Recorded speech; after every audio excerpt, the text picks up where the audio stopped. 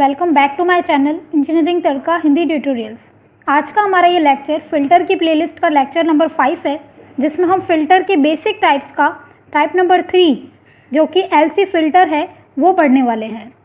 LC filter में L का मतलब होता है इंडक्टर और सी मतलब होता है कैपेसिटर।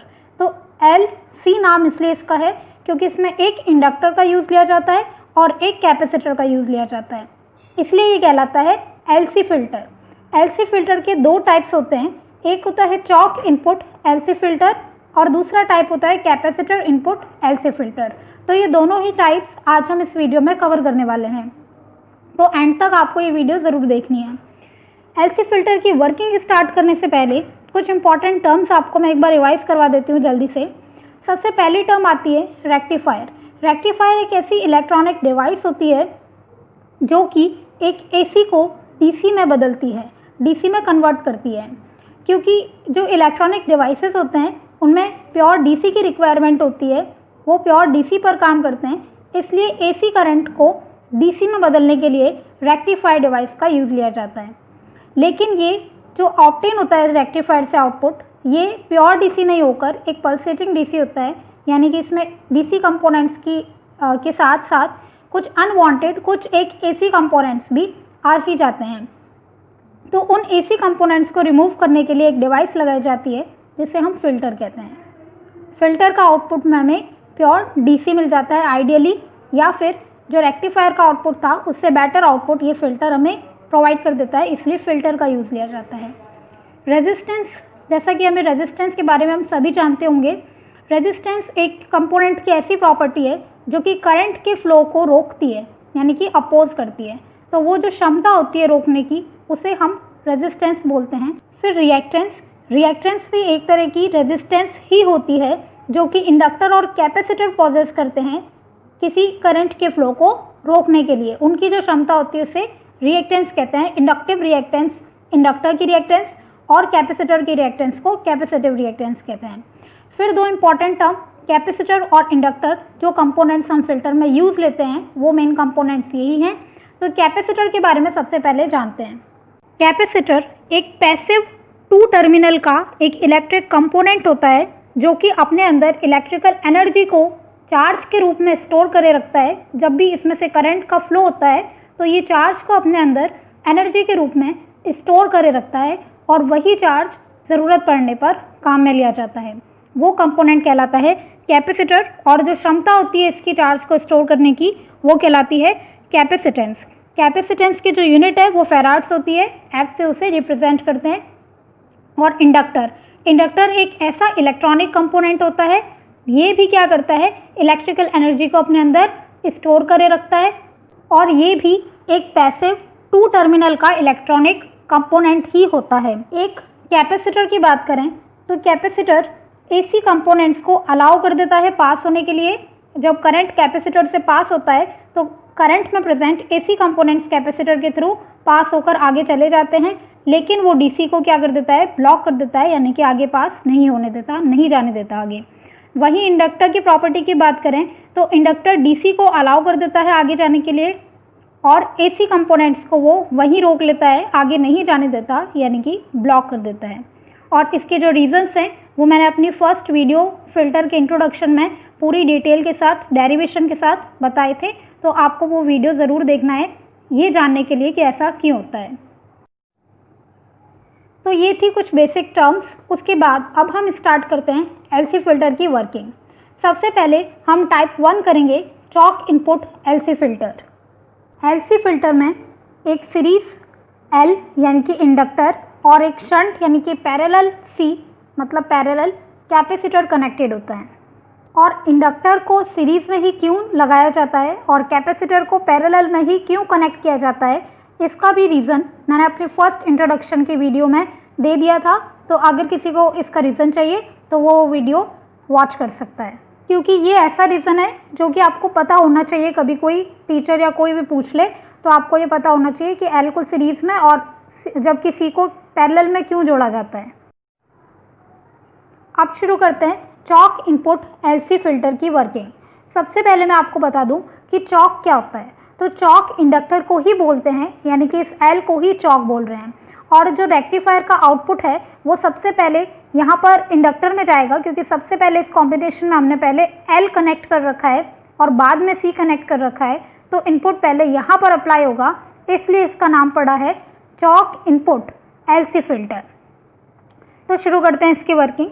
सबसे पहले एक VS यानी कि AC सप्लाई जो अप्लाई की जाती है रेक्टिफायर में, ताकि ये DC में कन्वर्ट कर दे, इसे रेक्टिफायर से DC आउटपुट मिल जाए इसलिए। और क्योंकि मैंने बताया कि रेक्टिफायर का जो आउटपुट होता है वो पल्सेटिंग DC होता है, यानी कि उसमें DC के कंपोनेंट्स के साथ कुछ AC के कंपोनेंट्स भी आ जाते हैं। तो ये DC प्लस AC का जो मिक्सचर है, यानी कि पल्सेटिंग आउटपुट है रेक्टिफायर का, वो सबसे पहले अप्लाई होगा इंडक्टर में, यानी कि L में। और इंडक्टर की प्रॉपर्टी मैंने आपको अभी इस टर्म के साथ बताई थी कि इंडक्टर क्या करता है, DC को पास कर देता है और AC को वो पास नहीं होने देता, आगे नहीं जाने देता, ब्लॉक कर देता है वहीं पर ही।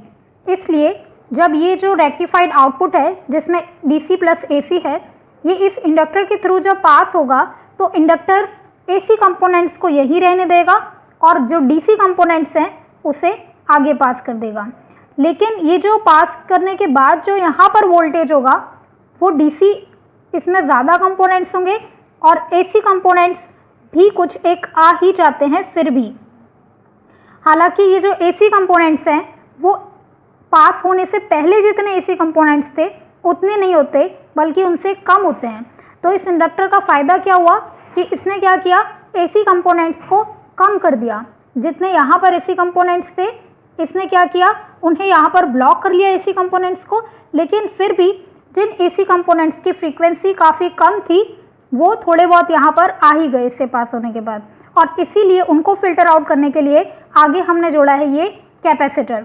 अब होगा क्या, ये जो आउटपुट है इंडक्टर का वो आगे यहाँ जाएगा और यहाँ जाने के बाद जैसे ये कैपेसिटर के पास जाएगा तो कैपेसिटर क्या करेगा, कैपेसिटर की प्रॉपर्टी होती है कि वो AC को सिर्फ पास करता है और DC को वो ब्लॉक कर देता है, यानी कि आगे नहीं जाने देता। तो जैसे ही ये DC प्लस बहुत कम AC कंपोनेंट्स वाला जो वोल्टेज है ये कैपेसिटर के पास गया, तो कैपेसिटर ने क्या किया, DC को तो यहाँ पर आगे जाने नहीं दिया, लेकिन AC को उसने क्या कर दिया, अपने थ्रू पास होने दिया। तो जितने भी AC कंपोनेंट्स होंगे वो सारे के सारे इस कैपेसिटर के थ्रू आगे चले जाएंगे। ठीक है, फिर ये कैपेसिटर को यहाँ से कनेक्ट किया जाता है, यानी कि अर्थिंग की जाती है इसकी, कनेक्ट नहीं अर्थिंग की जाती है इसकी, अर्थड होता है ये। तो उस अर्थिंग के कारण यहाँ से कैपेसिटर से जितने भी AC कंपोनेंट्स हैं वो पास होकर यहाँ पर अर्थ में चले जाएंगे, यानी कि ग्राउंड हो जाएंगे। और क्योंकि इसने DC को यहीं पर ब्लॉक कर लिया था तो DC इससे पास नहीं हो पाएगी और ग्राउंड में नहीं जा पाएगी, जबकि DC क्या चली जाएगी, यहाँ पर ब्लॉक होने के कारण अब DC आगे बढ़ जाएगी, यहाँ पर DC वोल्टेज आगे बढ़ जाएगा और इसीलिए ये DC जो है ये लोड रेजिस्टर में आगे फ्लो हो जाएगी, यानी कि लोड तक चली जाएगी, हमारी डिवाइस तक चली जाएगी। तो इस तरह से ये जो L और C का कॉम्बिनेशन है, इसे चॉक इनपुट LC फिल्टर जिसे हम बोल रहे हैं, इसने क्या किया, इस रेक्टिफाइड आउटपुट को इम्प्रूव करके DC बना दिया और AC कंपोनेंट्स को रिमूव कर दिया, जिससे कि हमें आउटपुट मिल गया, एक बेटर आउटपुट मिल गया लोड के लिए। अब नेक्स्ट टाइप देखते हैं LC फिल्टर का, जो कि है कैपेसिटर इनपुट LC फिल्टर। अब इसका नाम कैपेसिटर इनपुट LC फिल्टर क्यों रखा गया है, ये हम यहाँ पर देख सकते हैं कि इसमें जो फिल्टर में C और L का जो कॉम्बिनेशन होता है उसमें C यानी कि कैपेसिटर को पहले प्लेस किया जाता है, पहले लगाया जाता है और देन इंडक्टर को C के बाद में कनेक्ट किया जाता है। इसलिए इस LC फिल्टर के टाइप को क्या बोलते हैं हम, कैपेसिटर इनपुट LC फिल्टर, क्योंकि रेक्टिफायर का जो आउटपुट आएगा वो फिल्टर के लिए इनपुट ही होता है। तो जो फिल्टर है ये, इसमें इनपुट सबसे पहले कहाँ पर अप्लाई हो रहा है, कौन से कंपोनेंट में, इस C में, इसलिए इसका नाम है कैपेसिटर इनपुट LC फिल्टर। शुरू करते हैं इसकी वर्किंग। तो सबसे पहले वही VS यानी कि AC सप्लाई को रेक्टिफायर में अप्लाई किया जाएगा, फिर रेक्टिफायर से AC प्लस DC यानी कि पल्सेटिंग DC में कन्वर्ट कर देगा। तो यहाँ पर हमारा रेक्टिफाइड आउटपुट क्या आएगा, DC होगा, लेकिन उसके साथ कुछ एक अनवांटेड AC कंपोनेंट्स, जिसे हम रिपल बोलते हैं, वो भी होगी। अब ये जो आउटपुट है रेक्टिफायर का वो हमारे फ़िल्टर में अप्लाई किया जाएगा। फिर ये सबसे पहले कहाँ पर जाएगा, हमारे फ़िल्टर के पहले कंपोनेंट यानी कि सी में। अब सी की क्या प्रॉपर्टी होती है, यानी कि कैपेसिटर क्या करता है, फिर से एसी को तो पास होने देता है यानी कि आगे जाने देता है, लेकिन डीसी को वहीं पर इससे पहले ही ब्लॉक कर लेता है। तो जो यहाँ पर ये अप्लाई हो रहा है सी में, इसमें से एसी कंपोनेंट्स पास हो जाएंगे सी से, और पास होने के बाद इस सी को अर्थिंग की हुई होती है, इसकी ग्राउंड किया हुआ होता है, जिससे कि ये एसी कंपोनेंट्स यहाँ पर इनकी ग्राउंडिंग हो जाएगी यानी कि ग्राउंड में चले जाएंगे। फिर ये जो बचे हुए यहाँ पर डीसी कंपोनेंट्स हैं, क्योंकि सी ने इसे पास नहीं होने दिया, ये ब्लॉक कर देता है डीसी को, इसलिए ये इससे तो पास हो नहीं पाएंगे कैपेसिटर से, सो ये यहाँ पर आगे अप्लाई हो जाएंगे।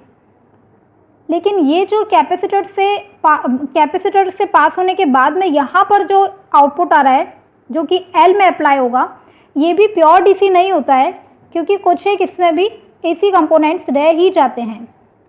इतने ज़्यादा नहीं रहते जो कि सी में अप्लाई करने से पहले थे, उतने एसी कंपोनेंट्स नहीं रहते, कम हो जाते हैं, लेकिन पूरे फिनिश नहीं हो पाते। तो कुछ एक बहुत कम मात्रा में एसी कंपोनेंट्स फिर भी रह ही जाते हैं इस डीसी के साथ। तो इसलिए हम इसको अब नेक्स्ट कंपोनेंट हमारे इंडक्टर में अप्लाई करेंगे, क्योंकि इंडक्टर की प्रॉपर्टी होती है कि ये डीसी को अलाउ करेगा और एसी को फिर से ब्लॉक कर देगा। तो यहाँ पर डीसी इससे पास होकर आगे चली जाएगी और एसी को ये यहीं पर ही रोक देगा, ब्लॉक कर देगा, आगे नहीं आने देगा, जिससे कि क्या हुआ, हमें एक बेटर डीसी आउटपुट जो है वो ऑब्टेन हो जाता है। और फिर ये डीसी इस लोड रेजिस्टेंस में यानी कि हमारे इलेक्ट्रॉनिक डिवाइस में अप्लाई कर दिया जाएगा। तो ये इस तरह की वर्किंग रहती है हमारे एलसी फिल्टर के दोनों टाइप्स की, जिसके कारण हमें एक बेटर डीसी आउटपुट देखने को मिलेगा जो कि हम अपनी इलेक्ट्रॉनिक डिवाइस में अप्लाई कर सकते हैं। एलसी फिल्टर में ये एडवांटेज है कि इसमें हमें बेटर डीसी आउटपुट ऑब्टेन होता है, लेकिन इसके कुछ डिसएडवांटेजेस ये हैं कि इसमें इंडक्टर का ह्यूज साइज होने के कारण और ज़्यादा मैन्युफैक्चरिंग कॉस्ट होने के कारण आजकल आईसी वोल्टेज रेगुलेटर इनके साथ यूज़ किए जाते हैं और वो रिपल्स को रिड्यूस कर देते हैं और आउटपुट डीसी वोल्टेज को कांस्टेंट रखते हैं। ये जो आउटपुट डीसी वोल्टेज है इसे कांस्टेंट रखते हैं। तो ये एक इसका डिसएडवांटेज हो गया कि इस कारण ये एलसी फिल्टर काफ़ी कॉस्टली पड़ जाता है, इसके मैन्युफैक्चर कॉस्ट कुछ ज़्यादा हो जाती है इंडक्टर के ह्यूज साइज होने के कारण। तो ये रहती है पूरे एलसी फिल्टर की वर्किंग। इस क्लास के पीडीएफ डाउनलोड करने के लिए आप डिस्क्रिप्शन बॉक्स में अवेलेबल लिंक का यूज़ कर सकते हैं या फिर डायरेक्टली पीडीएफ को डाउनलोड करने के लिए ज्वाइन कर सकते हैं हमारा टेलीग्राम चैनल। पीडीएफ आपको इंग्लिश लैंग्वेज में जो मैंने बोला वो सब कुछ पीडीएफ में लिखा हुआ होगा, तो आप उसे डाउनलोड करना चाहें तो कर सकते हैं। एक फिल्टर्ड आउट नोट्स की तरह वो पीडीएफ बनाई हुई है मैंने, और टेलीग्राम ग्रुप का जो लिंक है वो भी मैंने डिस्क्रिप्शन बॉक्स में दिया हुआ है। इसके अलावा फिल्टर के बाकी टॉपिक्स एंड टाइप्स भी देखना चाहते हैं तो इसी प्लेलिस्ट को आप चेक करते रहिए। मैं रोज़ एक टॉपिक पर फिल्टर की क्लास इस पर अपलोड कर रही हूँ। अगर आपको टॉपिक समझ आया हो और वीडियो अच्छा लगा हो तो प्लीज़ इसे लाइक ज़रूर करिएगा और अपने स्टडी ग्रुप में शेयर भी करिएगा। और ऐसे ही डिफरेंट सब्जेक्ट्स के डिफरेंट टॉपिक्स पर ईजी लेक्चर्स देखने के लिए न्यू व्यूअर्स हमारा चैनल सब्सक्राइब भी करें और बेल आइकन को प्रेस भी कर लेना है, जिससे मेरे न्यू वीडियोज़ का नोटिफिकेशन आपको मिल पाए। तो मिलते हैं नेक्स्ट वीडियो में। Till then take care, stay healthy, bye bye.